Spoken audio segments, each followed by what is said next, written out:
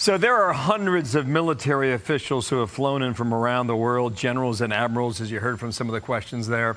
And the commander-in-chief is about to address them, Dana. I think another headline in there is when he said, we're waiting for Hamas.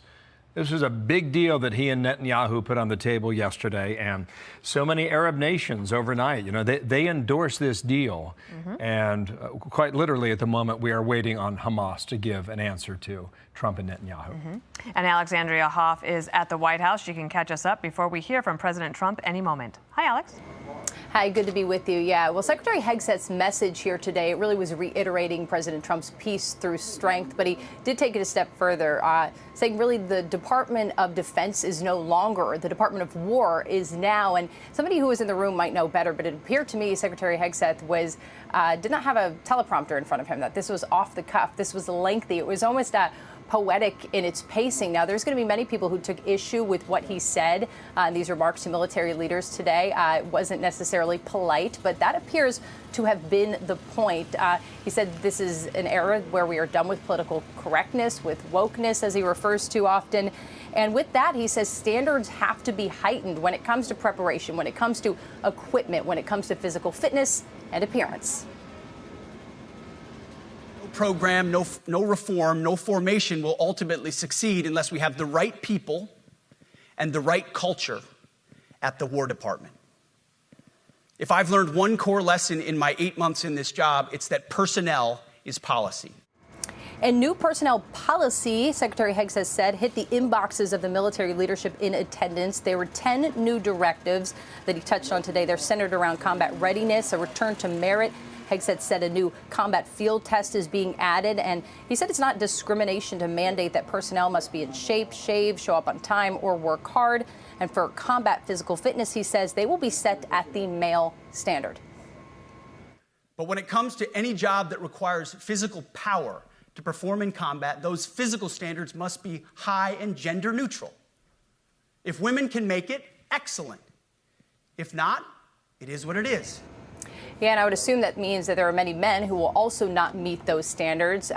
And Secretary Hegseth said there is nothing wrong with this kind of conversation that he wants to bring up now. Not even a conversation, a mandate that there has to be gender-neutral attire, that leadership must be apolitical. And he told this crowd here that hundreds all around the country and all the world, any military member who is 1 star and above, that if any of what he says caused their hearts to sink, that maybe they should consider resigning. Guys, we'll send it back to you. All right, Alex, thank you so much. And Joey Jones, of course, a veteran himself, joins us now to give your take, as we've just listened to Secretary of War Pete Hegseth on his big speech here in front of this group. And President Trump is going to take the stage any moment. Joey, let's give you those moments in between to tell us what you think. From this moment forward, the only mission of the newly restored Department of War is this: warfighting. Preparing for war and preparing to win. Unrelenting and uncompromising in that pursuit. Not because we want war, no one here wants war, but it's because we love peace. Sorry, Joey, now the floor is yours. Yeah, no, sorry. I'm just so anxious to get on here and talk about this. This is exactly what I've wanted to hear for the better part of a decade since I left the Marine Corps. This is exactly what we need to hear. This idea, I mean, I wrote a whole note of quotes from him. No more men in dresses. We're done with that crap. I mean, to speak plainly to our troop leaders, we haven't seen that in my lifetime. Nothing he said can be shot full of holes. Nothing he said isn't true. It may hurt some feelings, but it's not untrue. It's exactly what we need to hear. We haven't won a war since we started worrying about people's feelings over their effectiveness. I mean, we fought a 20-year war in Iraq and Afghanistan, and I say all the time, we fought it in 2-year increments because every 2 years we held an election and reset the game. This is to pull our military leaders out of that process and tell them to focus inward towards the warfighter, their capabilities, and their readiness. And he called out all the reasons why we've been attacked from the inside when it comes to being capable to fight a war. He quoted E.B. Sledge, and for those of you that don't know, if you watched The Pacific, he's one of the characters there. In his book, With the Old Breed, And invoking E.B. Sledge, we have to talk about the fact that we lost so many men in the Pacific campaigns because of bad hygiene and bad conditions. So from that now, you have to shave your beard, cut your hair, and be in good shape. And we've turned that into some sort of discriminatory policy that for some reason looking good and being in shape and clean is discriminatory. The reporter hit before this said that Pete Hegseth said these things aren't discriminatory. That's not exactly true. He said this is the type of discrimination that is warranted and needed, and that's exactly right. Because if you're not the kind of person that can stay in shape, stay in good hygiene, and be a good leader, they don't want you. You can make it in a free society, but you're not going to make it in our military. There are war fighters all over this world that listen to those words and are cheering as if we just won a war. Joey, what is the value of, they brought commanders in from all over the world at critical posts at a critical time in world history too, the Middle East, Asia. What's the value of bringing them all together on one location? And knowing that it's never been done this way, maybe, I mean, Dana and I were just talking, maybe you go to them. And maybe that's what he does next. What's the value of this moment and this gathering now? Who in that room can say they didn't hear him clearly?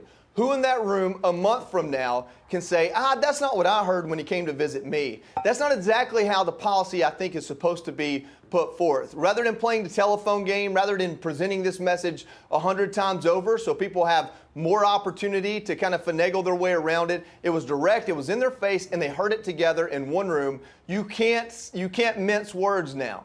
This is the policy, this is the culture, get on board or get the hell out. The value is people staying alive.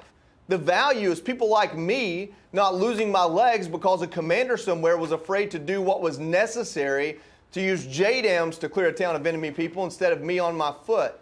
That's the type of value we're looking for. That's what we've screened for and begged for in this 20-year war.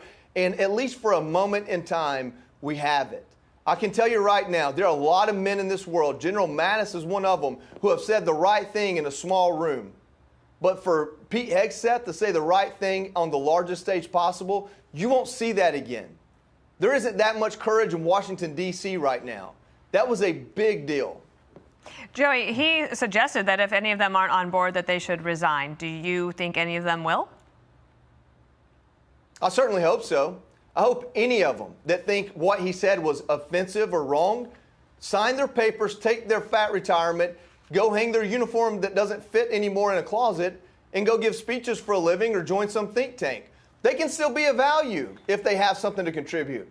But if you're not on board with this type of culture, you don't deserve to wear the uniform anymore. I lost my legs in 2010. I can pass a height and weight standard right now. It's not easy. I bleed to do it, but I do it for a reason. I do it to remind myself that anything worthwhile is not easy, that living a long and healthy life isn't lazy.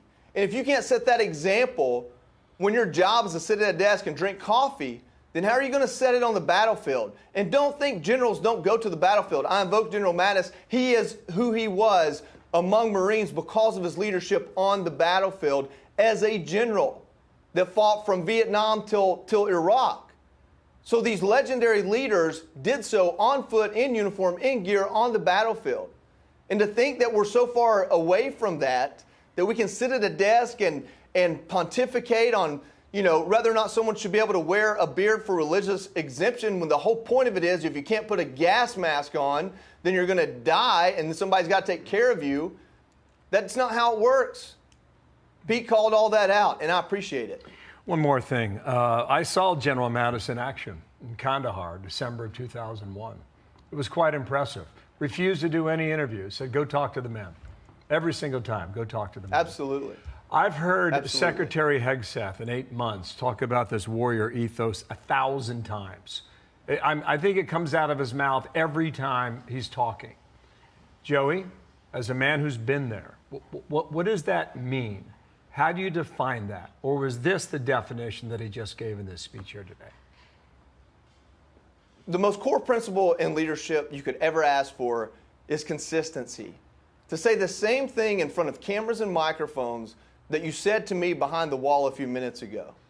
Because then I can predict, and I know what your intent is, and I can predict what the outcome will be. I may vehemently disagree with it, but I can work with that.